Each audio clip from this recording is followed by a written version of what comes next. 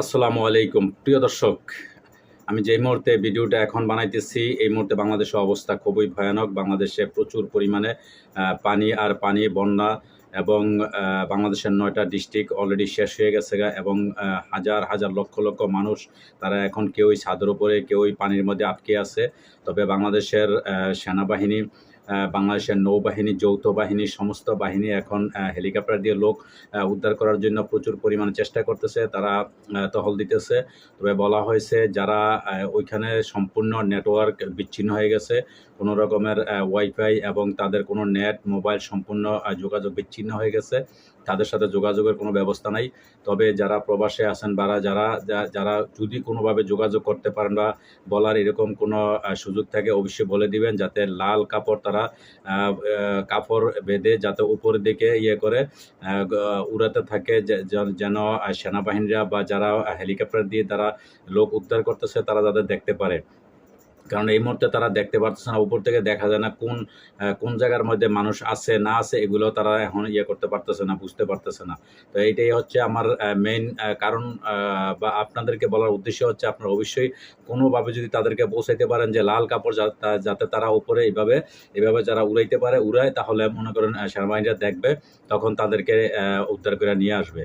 আর দর্শক, যারা আমরা প্রবাসে আছি, পৃথিবীর যেখানে আছি, যাদের প্রবাসের বিশেষ করে ওই ৯টা ডিস্ট্রিক্টের যে সমস্ত এলাকার মধ্যে বর্তমানে বন্যা প্লাবিত হয়ে গেছে, ওই এলাকার সমস্ত প্রবাসীর ভাইদের প্রতি আমাদের সমবেদনা এবং দোয়া রইল, আল্লাহ পাক তাদেরকে ধৈর্য ধারণ করার তৌফিক দান করুক।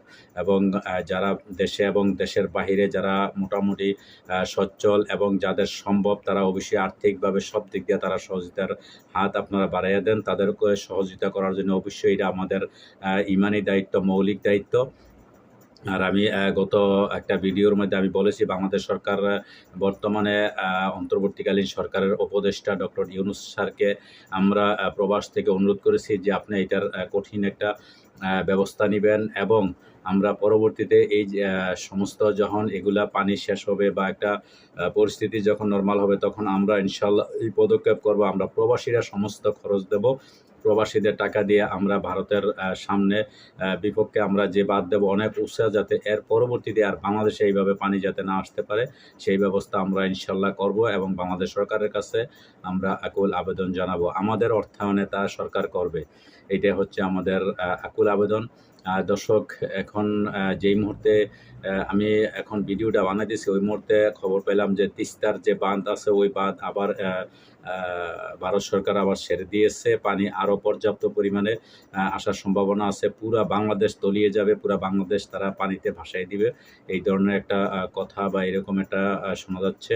তো দর্শক, দেশে এবং দেশের বাইরে প্রত্যেকটা মানুষ, আমরা যারা বিশেষ করে আমরা যারা বাংলাদেশি আছি, প্রত্যেকটা নাগরিক মহান রাব্বুল আলামিনের কাছে আমরা দোয়া কামনা করব, যাতে আল্লাহ পাক এই কঠিন বিপদ থেকে আল্লাহ পাক সবাইকে হেফাজত করুক।